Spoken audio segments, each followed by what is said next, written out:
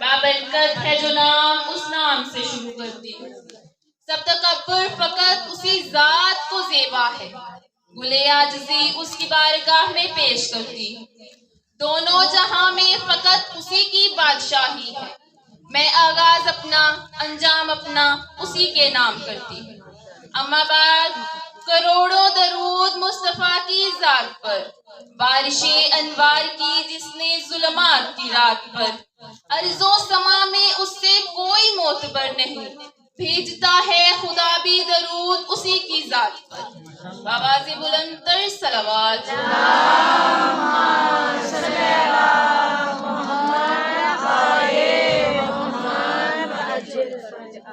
اعوذ باللہ من الشیطان الرجیم. بسم اللہ الرحمن الرحیم. الحمد للہ رب العالمین. الصلاة والسلام علی سیدنا و شفیع ذنوبنا و حبیب قلوبنا ابی القاسم محمد. اللہم صل علی وعلی الطیبین الطاہرین المعصومین المظلومین وآسیہ ما بقیت اللہ فی ارض.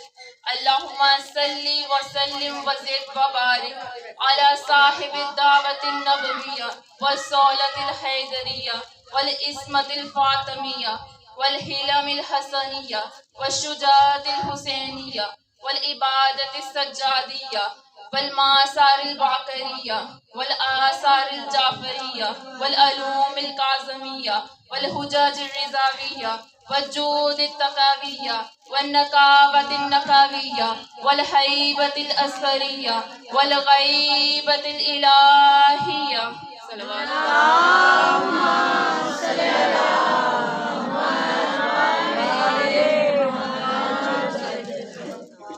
نعرہ تکبیر، اللہ اکبر. نعرہ تکبیر، اللہ اکبر. نعرہ تکبیر، اللہ اکبر. نعرہ تکبیر، اللہ اکبر. ہاتھ بلند نہیں ہوں گے تو یہ نعرے ایسے ہی لگیں گے. نعرہ تکبیر، اللہ اکبر. نعرہ رسالت، یا رسول اللہ. نعرہ رسالت، یا رسول اللہ. علی حق نعرہ حیدری، حیدری. حسینیت زندہ باد، حسینیت زندہ باد. یزیدیت مردہ باد، یزیدیت مردہ باد. بر محمد و آل محمد بلند تر صلوات.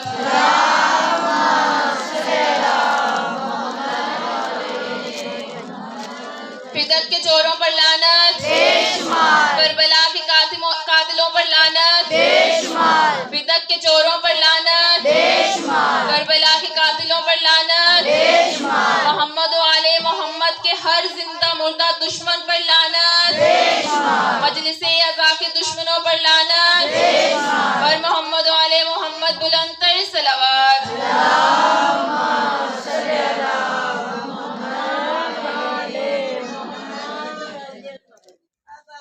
جیسے یہ موسم ٹھنڈا ہو گیا، آپ لوگوں کی صلوات اتنی زیادہ ٹھنڈی ہو گئی ہے، اتنا کم مجمع تو ہے نہیں کہ اتنی تھوڑی سی آواز آتی ہے. درود بھیجنا یہ وہ درود ہے جو اللہ نے ہمیں خود دیا ہے، تحفہ دیا ہے، کیونکہ ہماری اتنی اوقات نہیں کہ ہم محمد و آل محمد کو کچھ دے سکیں. اگر ہم ان پر درود پڑھتے ہیں، ان پر درود بھیجتے ہیں، تو یہ اس میں ہمارا کوئی کمال نہیں. ہم نے تو صرف بولنا ہے، ان تک جانا ہے. یہ اللہ نے ہمیں دے دیا ہے. یہ وہ عبادت ہے جو اللہ خود بھی کرتا ہے، اس کے فرشتے بھی کرتے ہیں. اس نے مومنین کو جو ایمان لے کر آئے، جو کل ایمان کے ماننے والے ہیں، جنہوں نے کل ایمان کا اقرار کیا، ان کو حکم دیا کہ محمد و آل محمد پر درود و صلات بھیجا کرو.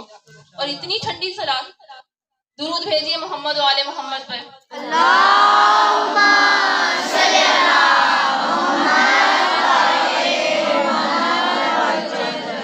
یہاں اس مجلس اعزاء میں جب ہم آئے ہیں، ہمارے دلوں میں بہت ساری دعائیں ہوں گی، بہت ساری خواہشات ہوں گی، بہت ساری حسرتیں لے کر ہم یہاں آئے ہیں، کیونکہ ہمارے پاس اس در کے سوا کوئی در نہیں، ہمارے پاس ان وسیلوں کے سوا کوئی وسیلہ نہیں، کیونکہ ہمارے پاس فقط یہی وسیلہ ہے. اللہ نے قرآن میں کہا کہ وسیلہ تلاش کرو. اب صرف ہم نے تلاش کرنا ہے، بنانا نہیں ہے. بنا دیا اس نے ان کو وسیلہ، اب ہم نے تلاش کرنا ہے. اور تلاش بھی انہوں نے ہمیں کر کے دے دیا، بتا دیا کہ یہ ہے 14، یہ وسیلہ ہے. اب ہم نے ان کو وسیلہ بنا کر دعا مانگنی ہے. تو اپنی اپنی دعاؤں کی قبولیت کے لیے بلند آواز سے محمد و آل محمد میں درود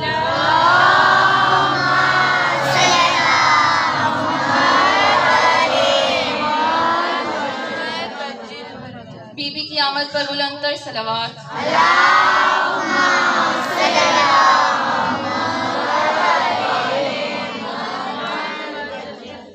ہم سب کو اس مجمع میں جا کر بیٹھنے کی توفیق دے، اس لیے بلند تر صلوات.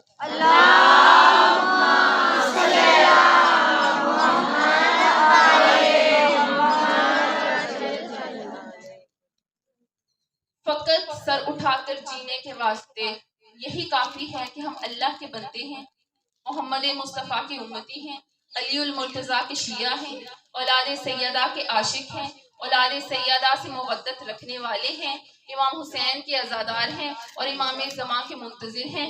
مومنات، کیا ہم منتظر ہونے کا حق ادا کرتے ہیں؟ نہیں، ہم کر ہی نہیں سکتے.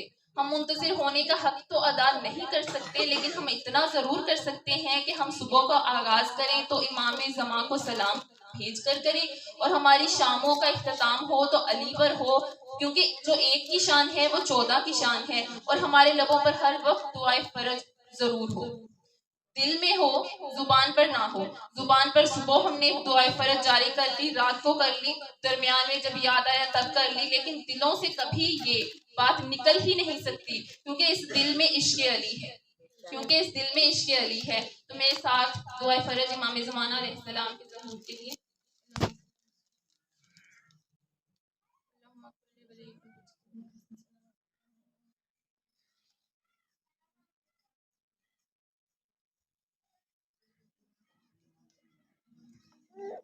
برائے خوشنودی امام زمان علیہ السلام بلند تر صلوات.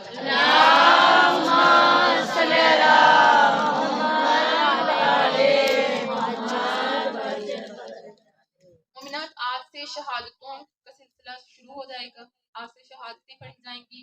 تو اپنے اپنے مرحومین کے اصالِ ثواب کے لیے اور جو ہمارے جتنے بھی عزیز و اقارب ہیں ان کی صحت و سلامتی کے لیے ایک بار سورہ الحمد اور 3 بار سورہ توحید اول و آخر درود کے ساتھ پڑھیں.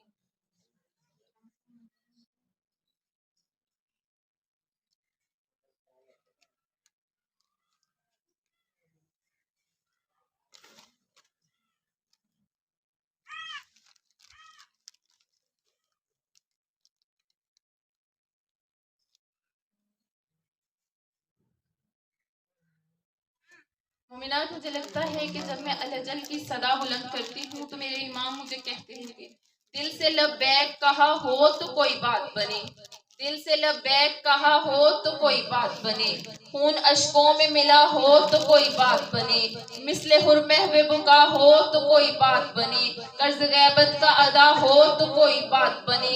سب کی آنکھیں ہیں کھلی پر کوئی بیدار نہیں، 313 سپاہی میرے تیار نہیں، میں وہ یوسف ہوں جس کا کوئی خریدار نہیں، اتنا تنہا تو کسی قوم کا سردار نہیں، اتنا تنہا تو کسی قوم کا سردار نہیں.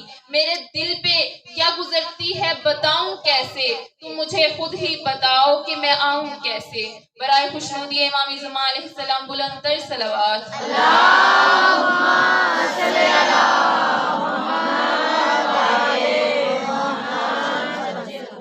میں نے کل بھی عرض کی تھی کہ ہم وہ قوم ہیں جن کا یہ دعویٰ ہے کہ 1000 بار مر کر جب بھی زندگی عطا ہوگی علی سے ابتدا ہوگی، علی پہ انتہا ہوگی.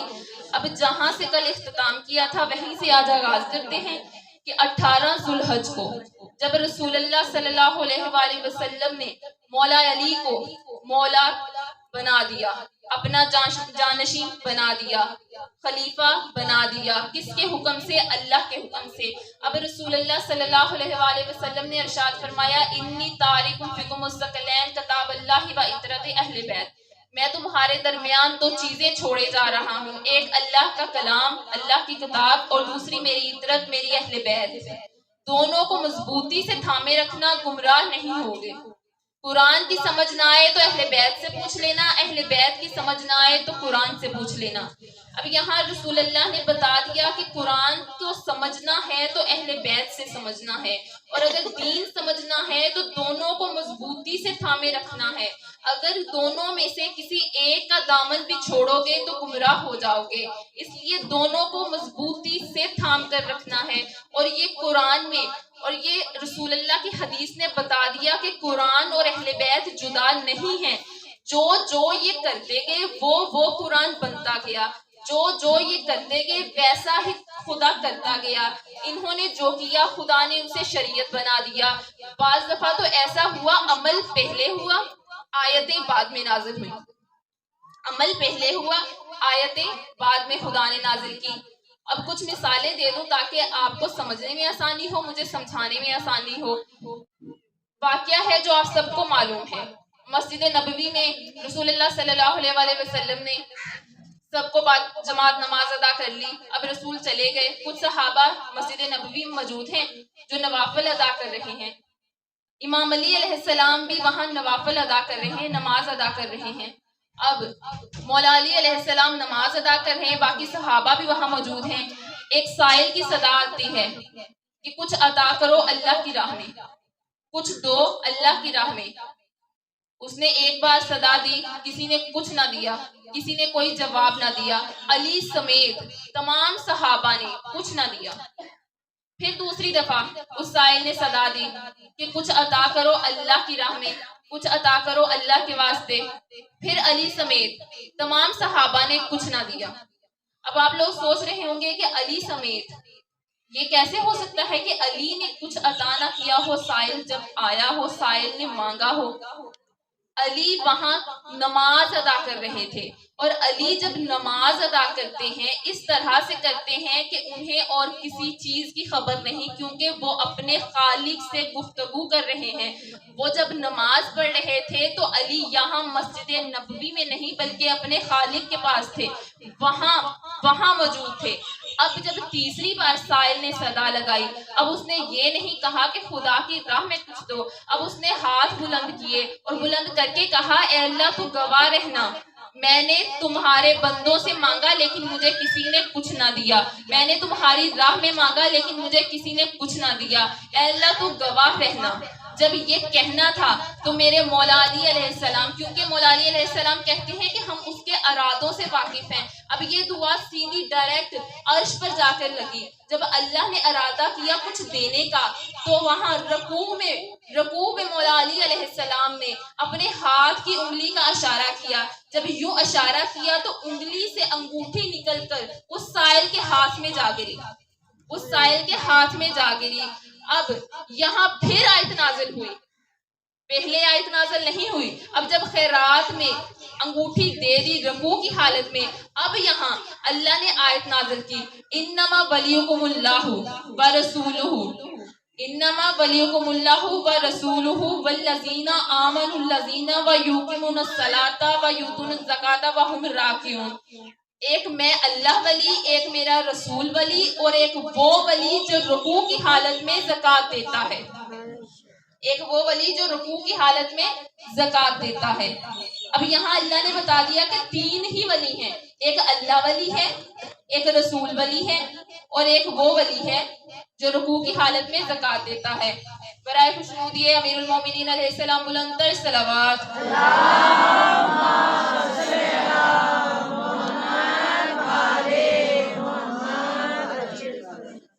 تھک گئے ہیں یا میرے سے ناراض ہیں جو سمن بکمن ہو کر سن رہے ہیں، کچھ نہ نعرے لگوا رہے ہیں، نہ درود بھیج رہے ہیں، نہ ہوں ہاں کا کچھ جواب دے رہے ہیں، یہ میری بات سمجھ نہیں آ رہی کہ میں سمجھا نہیں پا رہے؟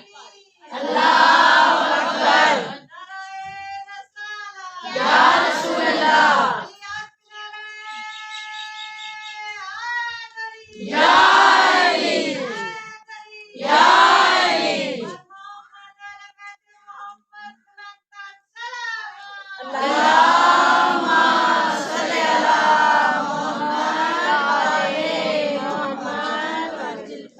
آپ سب کو جگانے کے لیے جاگ اٹھے فرش ماتم اہتمام ایسا تو ہو، داد دے مخدومہ عالم سلام ایسا تو ہو، داد دے مخدومہ عالم سلام ایسا تو ہو، صاحب نہج البلاغہ کون باب شہر علم، صاحب نہج البلاغہ کون باب شہر علم، جسے خود آقا کہے مولا امام ایسا تو ہو. علی حق نعرہ حیدری حیدری حیدری. جیسا میرا جواب دیں گے نا مجلس ویسے ہی آپ تک پہنچے گی. جیسے سمن بکمن ہو کر بیٹھے ہوئے ہیں, کوئی مزہ نہیں آ رہا, سننے میں نہیں آ رہا, مجھے پڑھنے میں نہیں آ رہا. علی حق نعرہ حیدری حیدری حیدری. برائے خوشنودی امیر المومنین علیہ السلام بلند تر صلوات.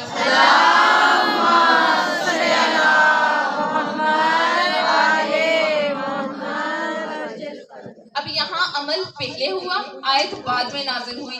اسی طرح روٹیاں خیرات میں پہلے دی, آیت بعد میں نازل ہوئی. اسی طرح شب ہجرت رسول کے بستر پر علی پہلے سوئے, آیت بعد میں نازل ہوئی.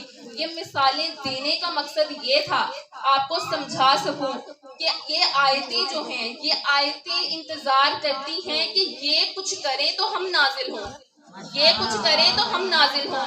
اور وہ صحابہ کرام ہیں جو انتظار کرتے ہیں آیتیں نازل ہوں تو ہم کچھ کریں.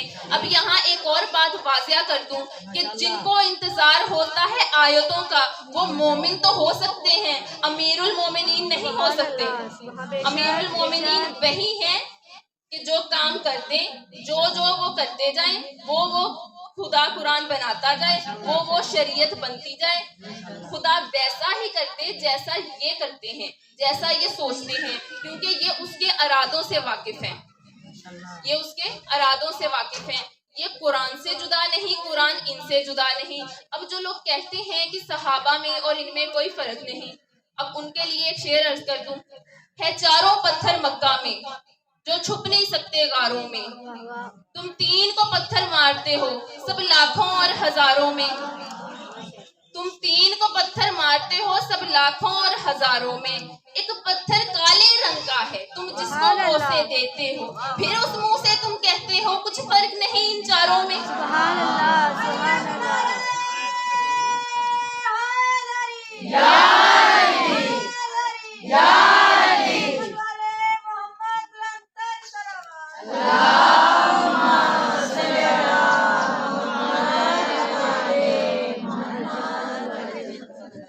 مومنات, آج ہمیں دین سمجھ میں کیوں نہیں آ رہا؟ کیونکہ ہمیں قرآن سمجھ میں نہیں آ رہا. اور ہمیں قرآن سمجھ میں کیوں نہیں آ رہا؟ کیونکہ ہم نے اہل بیت کا دامن چھوڑ دیا. اب جنہوں نے کہا تھا قرآن کافی ہے, جنہوں نے, بلکہ آج کے دور میں جنہوں نے کہا قرآن کافی ہے, وہ مولوی رات کو کافی پی کر قرآن سمجھنے کی کوشش کرتے ہیں, لیکن انہیں قرآن سمجھ میں نہیں آتا. انہیں تو آج تک بائے بسم اللہ کے نیچے جو بے کا نقطہ ہے وہی سمجھ میں نہیں آیا, وہی سمجھ میں نہیں آیا. پورا قرآن کے سمجھ میں آئے گا؟ یہ آج ہی کے دور کی بات نہیں ہے, یہ رسول اللہ کے دور میں بھی کسی نے کہا تھا قرآن کافی ہے. پھر 70 مرتبہ علی کے در پر جا کر, در مشکل کشا پہ جا کر یا علی مدد کی صدا بلند کی تھی اور اقرار کیا تھا کہ میں نے جو کہا تھا میری بات میرے لیے کافی نہیں پڑ رہی. میں نے کہا تھا قرآن کافی ہے, لیکن قرآن کافی نہیں ہے. سمجھنے کے لیے اہل بیت کی ضرورت ہے, سمجھنے کے لیے علی کی ضرورت ہے, سمجھنے کے لیے خلیفہ تو بلا فصل کی ضرورت ہے, سمجھنے کے لیے علی ولی اللہ کی ضرورت ہے, سمجھنے کے لیے رسول کے وصی کی ضرورت ہے.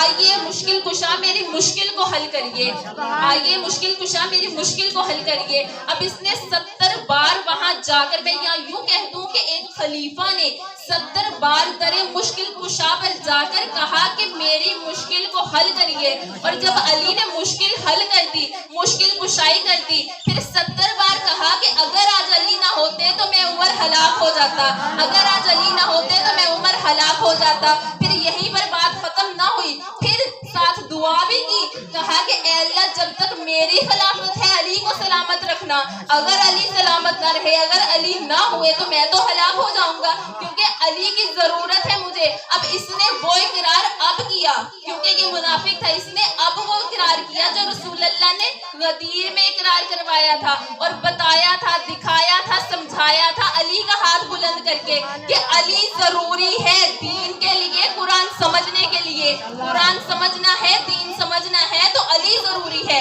علی کو نہ چھوڑنا. برائے خوشنودی امیر المومنین علیہ السلام بلند تر صلوات.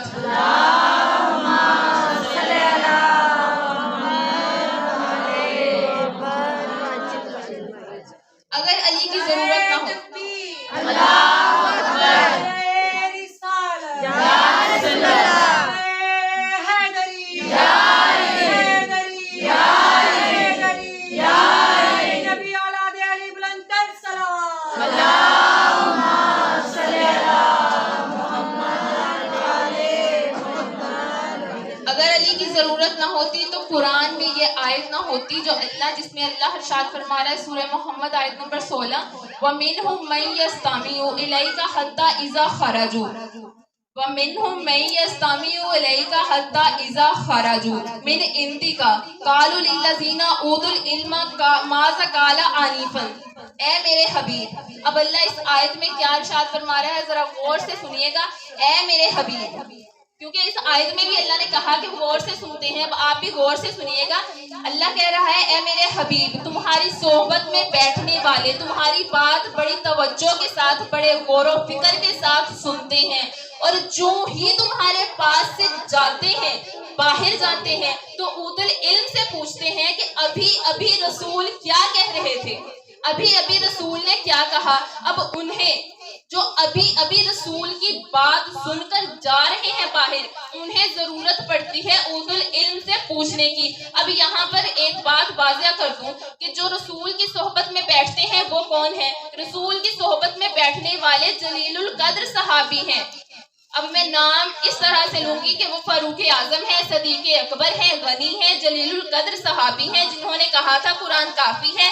وہ رسول کے دور میں رسول کی بات سن کر باہر جاتے ہی فوراً پوچھ رہے تھے اوت العلم سے کہ ابھی ابھی رسول کیا کہہ رہے تھے. اب یہاں تو 3 وجوہات ہیں، مجھے تو صرف 3 ہی سمجھ میں آتی ہیں کہ یہ پوچھنے کی وجہ کیا تھی. یا تو وہ وہاں فزیکلی بیٹھے تھے، مینٹلی پریزنٹ نہیں تھے، یعنی ان کا دماغ وہاں موجود نہیں تھا، یا پھر ان کی میموری کمزور تھی، یعنی کہ ان کا حافظہ کمزور تھا، یا پھر ان کو سمجھ نہیں آتی تھی. اب یہ 3 ہی وجوہات ہو سکتی ہیں. اب پہلی وجہ جو ہے کہ یعنی وہ فزیکلی موجود ہے، مینٹلی موجود نہیں، یہ آیت بتا رہی ہے کہ وہ فزیکلی مینٹلی دونوں طرح موجود ہیں، کیونکہ وہ غور سے توجہ سے رسول کی بات سن رہے ہیں. اور دوسری بات کہ ان کا حافظہ کمزور تھا، سب کے سب حافظ قرآن تھے. اب یہ الگ بات ہے کہ کوئی بوڑھا ہو گیا تھا اور اس نے 12 سال سورہ بقرہ کو یاد کرنے میں لگا دیے، سورہ بقرہ حفظ کرنے میں لگا دیے، لیکن ان کا حافظہ اتنا تیز تھا کہ 100 سال پرانی لڑائیاں بھی وہ یاد رکھتے تھے. اتنی چھوٹی سی بات پر کہ اس کے فلاں کے اونٹ نے ہمارے اونٹ سے پہلے پانی پی لیا تھا، ہمارے بڑوں میں درمیان لڑائی ہو گئی تھی، وہ بات ان کو یاد رہتی تھی. تو یہ بات ابھی ابھی جو رسول نے کی کیسے بھول سکتے ہیں. اب جو تیسری بات ہے مجھے تو وہی سمجھ میں آئی ہے کہ ان کو سمجھ ہی نہیں آتی تھی، پھر انہوں نے کس طرح کہہ دیا کہ ہمارے لیے قرآن کافی ہے. بلکہ میں تو کہوں گی انہوں نے خود اپنی بات کو کافی نہ سمجھا، بلکہ جا کے 70 بار بتایا کہ یہ بات کافی نہیں ہے، قرآن کافی نہیں ہے، ضرورت ہے اوت العلم کی. اب یہاں میرا موضوع اوت العلم نہیں ہے، لیکن میری ڈیوٹی ہے کہ میں اگر یہاں بیٹھی ہوں تو ہر لفظ کو سمجھا کر پھر آگے بڑھوں. اب اوت العلم کون ہے؟ اوت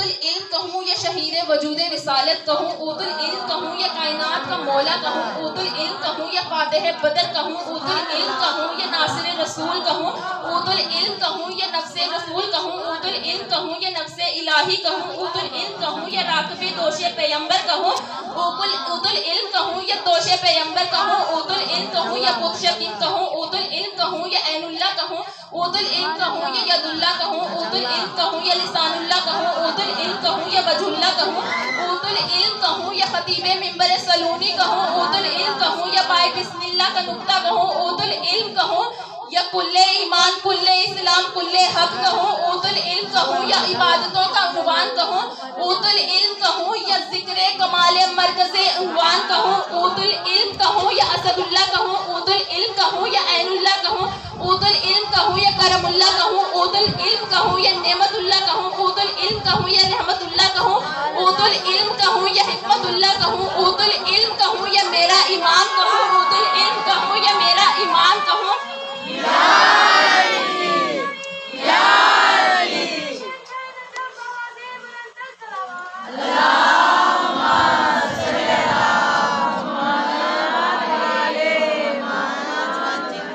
اوت العلم کہوں یا میرا امام کہوں، میرا سید کہوں، میرا مرشد کہوں، میرا سردار کہوں، میری عبادت کہوں، میری زندگی کہوں، میری روشنی کہوں، میری عبادت کہوں یا میرا عشق کہوں یا امیر المومنین کہوں یا علی ولی اللہ کہوں یا مسیح رسول کہوں یا خلیفہ بلا فضل کہوں یا میرا عشق کہوں، اوت العلم ہے، اوت العلم ہے، اوت العلم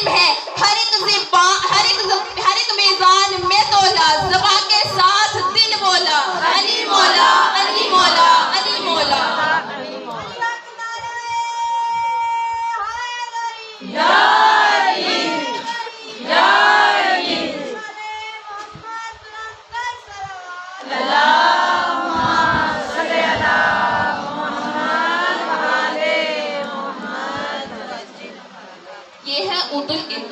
جو ایک کی شان ہے وہ 14 کی شان ہے. جو ایک کی فضیلت ہے وہ 14 کی فضیلت ہے. جب ایک کا ذکر کرو گے 14 کا ذکر بن جائے گا. میں نے اپنی ہر مجلس میں یہ بیان کیا ہے جو ایک کا ذکر ہے وہ 14 کا ذکر بن جائے گا. رسول کا ذکر کر لو یا علی کا ذکر کر لو بات ایک ہی ہے, کیونکہ یہ 14 خدا نہیں ہے, خدا سے جدا نہیں ہے. جس طرح سورج کی کرنیں سورج نہیں ہیں مگر سورج سے جدا نہیں ہے, اسی طرح یہ 14 خدا نہیں ہے, خدا سے جدا نہیں ہے. اب قرآن شب ہجرت جب رسول اللہ صلی اللہ علیہ وسلم نے ہجرت کی تو علی کو امانتیں, لوگوں کی صادق اور امین تھے نا, صادق اور امین کے لقب سے رسول اللہ مشہور تھے. تو اب جب لوگوں کی امانتیں دینی تھی تو علی کو دی اور چوروں کو ساتھ لے کر چلے گئے. علی کو امانتیں سونپ کر کہا کہ علی لوگوں کو امانتیں دے کر آنا. میں نے آیت میں پڑھا تھا کہ 3 ہی ولی ہیں, یعنی اللہ ولی, رسول ولی اور وہ جو رکوع کی حالت میں زکات دیتا ہے, یعنی تینوں میں کچھ نہ کچھ سیم تو ہے. میں نے کل بھی عرض کی تھی کہ 3 عقائدوں کا جب حکم ایک ساتھ آیا ہے یعنی کچھ نہ کچھ سیم تو ہے. اب جیسا ولی وہ ہوگا ویسا ولی رسول ہوگا, جیسا ولی رسول ہوگا ویسا ولی علی ہوگا. اور علی کو بار بار رسول نے بتایا, دکھایا, علی تم مجھ سے ہے میں تجھ سے ہوں. بار بار نبی بتاتے رہے علی تم مجھ سے ہے میں تجھ سے ہوں, علی تم مجھ سے ہے میں تجھ سے ہوں. لیکن ان عقل کے اندھوں کو سمجھ نہ آئی. لیکن شب ہجرت جب رسول کے بستر پر علی سو رہے تھے تو مشرکین مکہ کو یہ گمان ہوا کہ علی نہیں رسول سو رہے ہیں. جب صبح شیر خدا مشکل کشا علی نے انگڑائی لی تو مشرکین مکہ ان کے دل سینوں میں نہ ٹھہر رہے تھے, دیکھ کر گھبرا گئے کہ ہم تو ساری رات یہ سوچتے رہے کہ رسول سو رہے ہیں, یہ تو علی ہیں, ہم پہچان ہی نہ سکے, ہماری آنکھوں نے دھوکہ کھایا, ہمیں یہ لگ رہا تھا کہ یہ رسول ہیں. اب انہیں سمجھ میں آ گیا کہ رسول جیسے ہیں علی, لیکن صحابہ جو ساتھ ساتھ رہتے تھے انہیں سمجھ نہ آیا کہ رسول جیسے ہیں علی. اب جب امانتیں کسی اور کے حوالے نہ کی تو کیا اللہ, یہ دین جو ہے اللہ کی امانت تھی رسول اللہ کے پاس, تو کیا اب اللہ کی امانت ایسے ہی چھوڑ کر چلے جاتے رسول؟ نہیں, اللہ کی امانت ایسے ہی چھوڑ کر نہیں گئے بلکہ ان کے سپرد کر کے گئے جو ان کے جیسے ہیں, جو رسول جیسے ہیں, اور اپنی مرضی سے نہیں کی, خدا کی مرضی سے کی. کیونکہ اللہ نے قرآن میں جب ارشاد فرمایا انی جاعل فی الارض خلیفہ, میں زمین پر خلیفہ خلق کر رہا ہوں, میں زمین پر خلیفہ بنا رہا ہوں. اب یہاں اللہ نے میں کا لفظ استعمال کر کے بتایا کہ جب خلیفہ بناؤں گا تو وہ میں بناؤں گا, کوئی اور اس میں شامل نہیں ہوگا, وہ فقط میں بناؤں گا. اب خلیفہ جو لوگ چنیں گے اس میں اور جو اللہ کے خلیفہ ہوں گے اس میں فرق تو ہوگا نا. اگر اللہ کے چنے ہوئے خلیفہ سے دین لوگے تبھی دین سمجھ میں آئے گا. اگر رسول کے چنے ہوئے خلیفہ سے یعنی اللہ کے حکم سے رسول نے جو خلیفہ چنا اس سے دین لوگے تبھی دین میں سمجھ میں آئے گا. اور اگر لوگوں کے چنے ہوئے خلیفہ سے لوگے تو دین سمجھ میں نہیں آئے گا, پھر ساری زندگی بھی سمجھتے رہو گے تو دین سمجھ میں نہیں آئے گا. اب دو طرح کے لوگ ہیں, ایک وہ ہیں جو خلافت کو مانتے ہیں اور ایک وہ ہیں جو امامت کو مانتے ہیں. اور اللہ نے قرآن میں یہ بھی ارشاد فرمایا انی جاعلک للناس اماما. اب یہاں بھی اللہ نے کہا میں امام بنا رہا ہوں. اب امام بھی بنانا ہے تو اللہ نے بنانا ہے, خلیفہ بھی بنانا ہے تو اللہ نے بنانا ہے. اب خلیفہ کہو یا امام کہو بات تو ایک ہی ہے. ہماری خوش نصیبی تو یہ ہے کہ رسول اللہ نے کہا تھا کہ میرے بعد 12 خلیفے ہوں گے. اب خلیفہ کہو یا امام کہو بات ایک ہے, بات ایک ہے. اب رسول اللہ نے کہا میرے بعد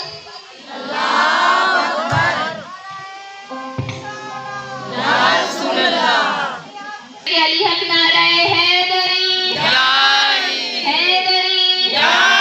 حیدری. برائے خوشنودی امیر المومنین علیہ السلام بلند تر صلوات.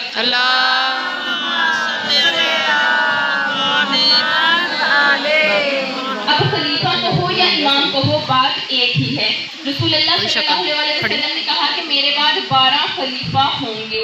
اب کوئی بھی مکتبہ فکر ایسا نہیں ہے جو 12 خلیفوں کو ہی پورا کرتے, لیکن ہم وہ قوم ہیں جن کے پاس 12 امام ہیں, 12 خلیفے ہیں, 12 خلیفے ہیں اور 12 امام ہیں.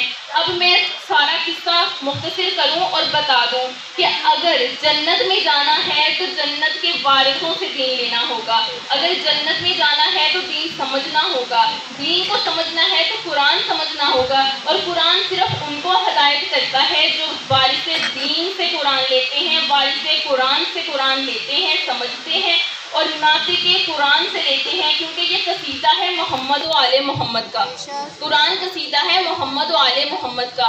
میں نے شروع میں عرض کیا کہ جو یہ کرتے گئے وہ قرآن بنتا گیا، تو اس لیے القصہ مختصر، اگر جنت میں جانا ہے تو جنت کے جو سردار ہیں ان سے دین لینا ہوگا، ان سے قرآن سمجھنا ہوگا، اور رسول اللہ کی حدیث نے تو ہمیں بتایا ہی ہے کہ دونوں کو مضبوطی سے تھامے رکھنا، پھر ہی دین کی سمجھ آئے گی، پھر ہی قرآن کی سمجھ آئے گی۔ اگر دونوں میں سے کسی ایک کا دامن بھی چھوڑ دو گے تو گمراہ ہو جاؤ گے۔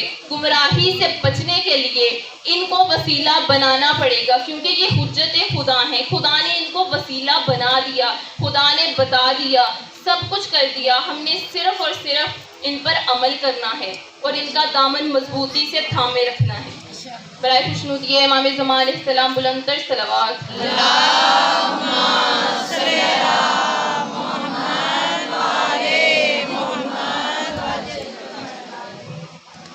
مومنات، کائنات میں عشق فقط 2 بار ہوا، ایک بار اللہ کو ہوا اپنے محبوب سے تو کل کائنات تخلیق کر دی، ایک بار حسین کو عشق ہوا اپنے خالق سے، اپنے پروردگار سے، اپنے رب سے، تو اپنی کل کائنات لٹا دی خدا کی راہ میں۔ یہ 2 عشق صرف کائنات میں ہوئے۔ امام جعفر صادق علیہ السلام فرماتے ہیں کہ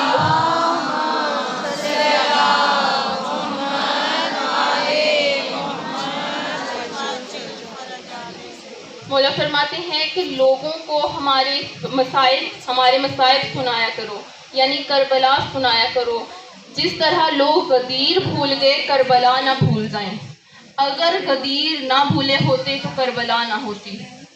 امام سجاد علیہ السلام فرماتے ہیں کہ اگر خدا نے قرآن میں ہم سے مودت کی بجائے نفرت کا حکم دیا ہوتا تو خدا کی قسم یہ امت، ہمارے نانا کی امت، ہم پر اتنے مظالم نہ ڈھاتی، اتنے ظلم نہ کرتی جتنے ظلم مودت میں انہوں نے ہم پر ڈھا دیے۔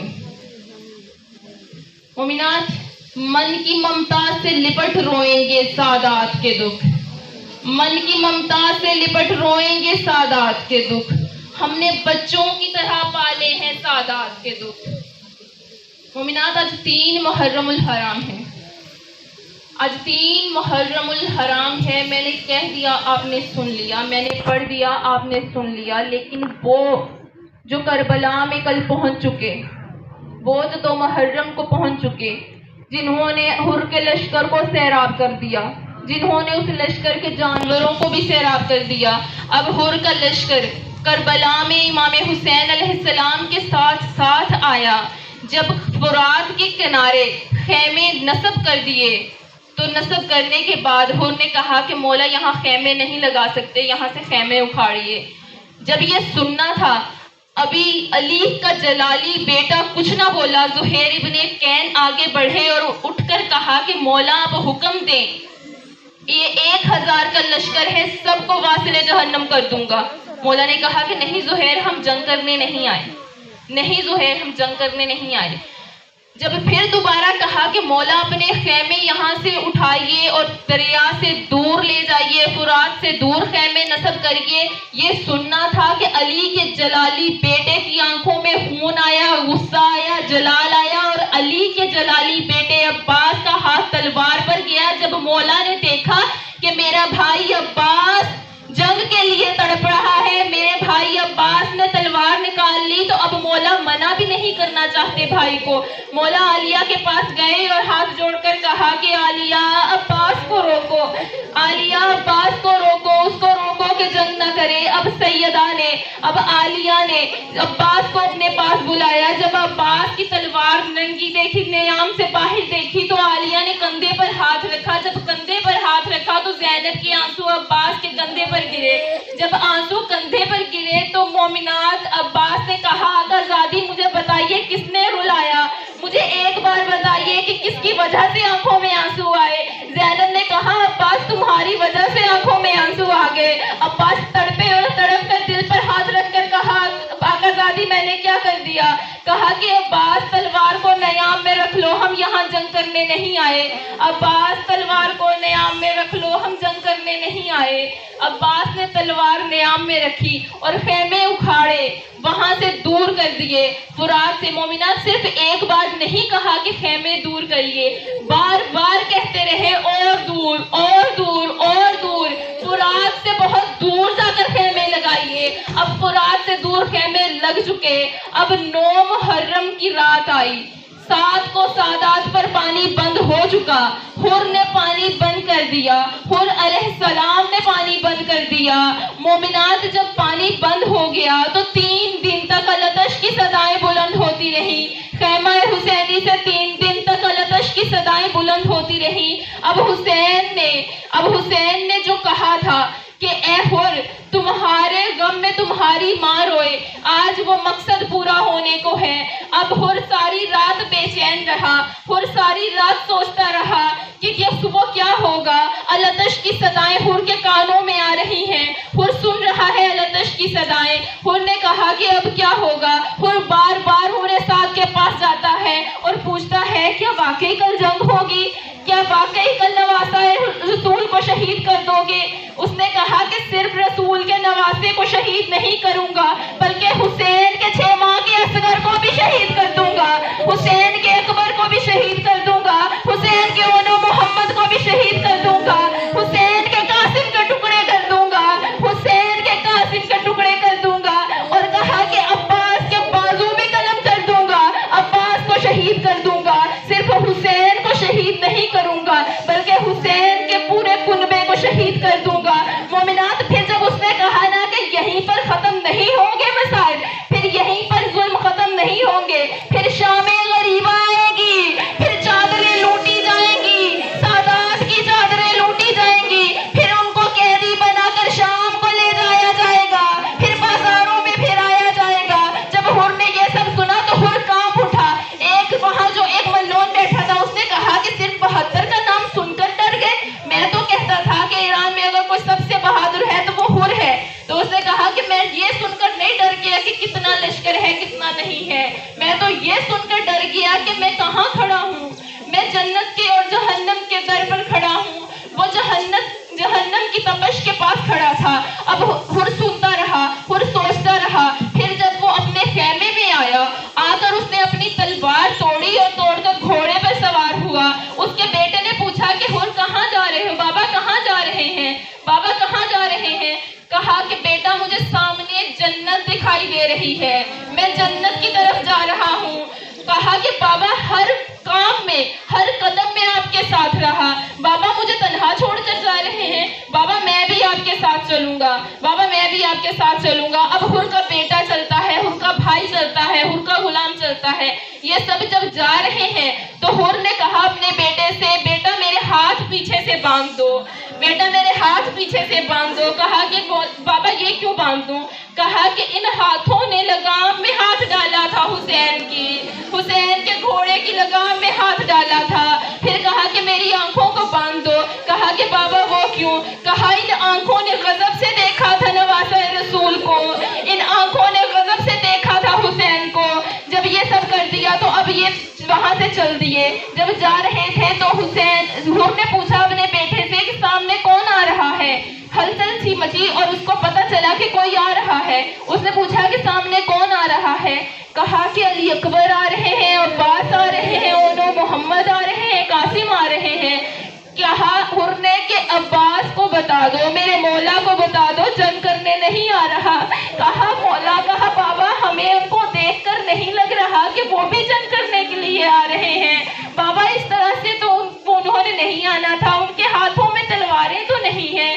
جب وہ قریب پہنچے تو عباس نے کہا کہ ہم تمہارے استقبال کے لیے آئے ہیں بھائی حر، آقا نے بھیجا ہے کہ میرے بھائی حر کو استقبال کے ساتھ یہاں لے کر آؤ، ہم تمہارے استقبال کے لیے یہاں آئے ہیں۔ اب جب حر نے یہ سنا، حر نے ابھی فقط یہ نہ سنا، پھر جب اونو محمد نے کہا نا کہ ہماری اماں سلام کہتی ہیں تو حر نے کہا کہ بی بی میری بیوی میری آقا زادی سیدہ کی بیٹیاں اتنی غریب ہو گئی کہ غلام کو سلام کہہ رہی ہیں۔ اب یہ جب اس حر کو لے کر امام حسین علیہ السلام کی خدمت میں حاضر ہوئے، اب حر جا رہے ہیں جیسے کوئی ندامت سے، شرمندگی سے ایک غلام جا رہا ہو اپنے آقا کے پاس۔ جب حسین کے قریب حر پہنچے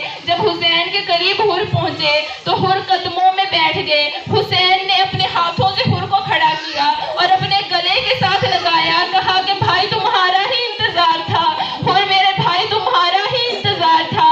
کہا کہ مولا میری خطا بہت سب سے الگ ہے۔ حسین نے کہا کہ میری عطا سب سے الگ ہے۔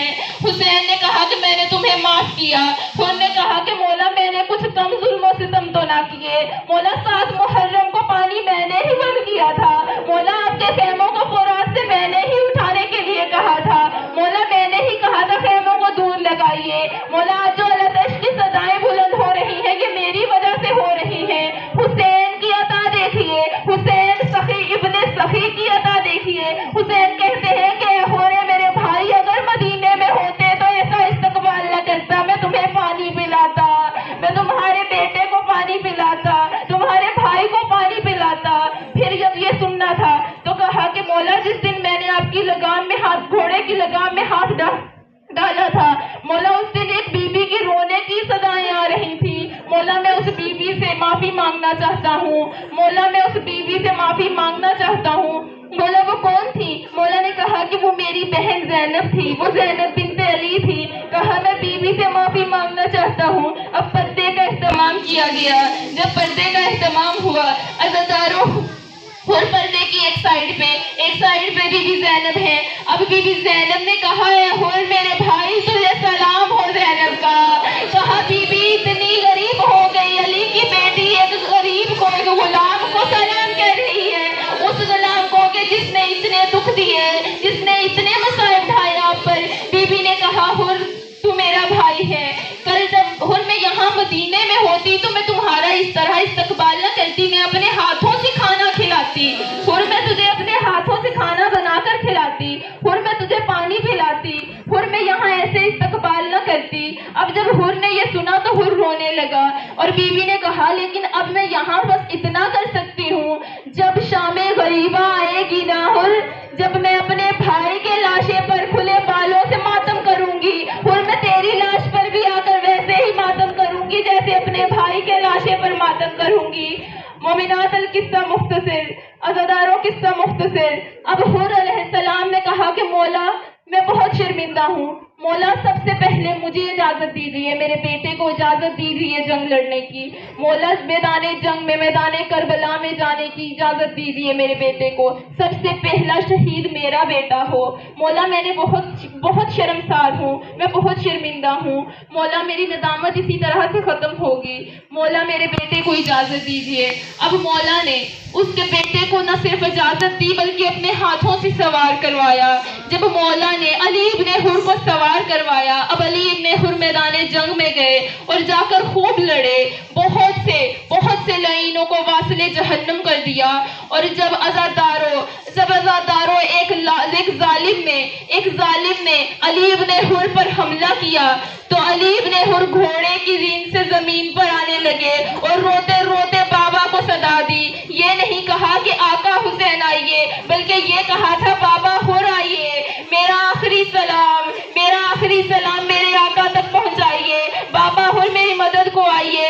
اب حر وہاں سے بھاگا، کبھی گرتا ہے کبھی اٹھتا ہے، کیونکہ ایک باپ ہے نا جوان بیٹے کی، مرتے ہوئے بیٹے کی صدا سن رہا ہے۔ اب جب گرتا پڑتا وہاں پہنچتا ہے، جب دیکھتا ہے تو دیکھ کر زاروں قطار روتا ہے۔ کیا دیکھتا ہے کہ سخی ابن سخی وہاں پہلے سے موجود ہے، حسین وہاں پہلے سے موجود ہے اور اپنے زانوں پر علی ابن حر کا سر رکھ کر بیٹھے ہیں اور رو رہے ہیں، سینے سے لگایا ہے اور وہ رو کر کہہ رہا ہے آقا میرا آخری سلام قبول کریے۔ اب حر نے آ کر کہا کہ مولا آپ کیوں آ گئے؟ میں غلام، میرا بیٹا غلام، میں آ جاتا۔ حر کو حسین کہتے ہیں کہ حر تجھے نہیں پتا، شریعت اس کا حکم نہیں دیتی کہ ایک باپ اپنے جوان بیٹے کا لاشا اٹھائے۔ میں پوچھتی ہوں مولا کربلا میں جب علی اکبر کا لاشا اٹھانا تھا وہاں کوئی موجود نہ تھا، آپ نے ادھر دیکھا تو عباس موجود نہیں تھا، آپ نے ادھر دیکھا تو قاسم موجود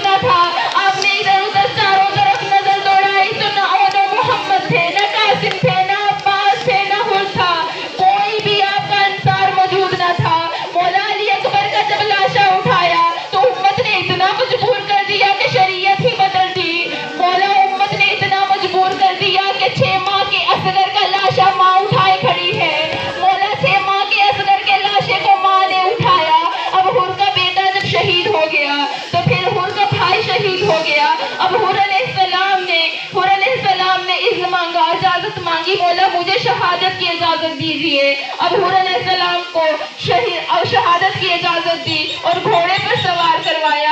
جب گھوڑے پر سوار کروانے کے بعد میدان جنگ میں چلے گئے, شہادت کے لیے چلے گئے. حور بہت لڑے, خوب لڑے. اب جب ایک لعین نے حملہ کیا, حور زمین پر آنے لگے اور کہا آقا میرا آخری سلام قبول کریے, آقا غلام کا آخری سلام قبول کریے. اب وہاں سے عباس دوڑے, وہاں سے حسین دوڑے. جب حور کے لاشے کے قریب پہنچے تو حور کا لاشا جب دیکھا تو خون بہ رہا تھا, جو خون رک نہ رہا تھا.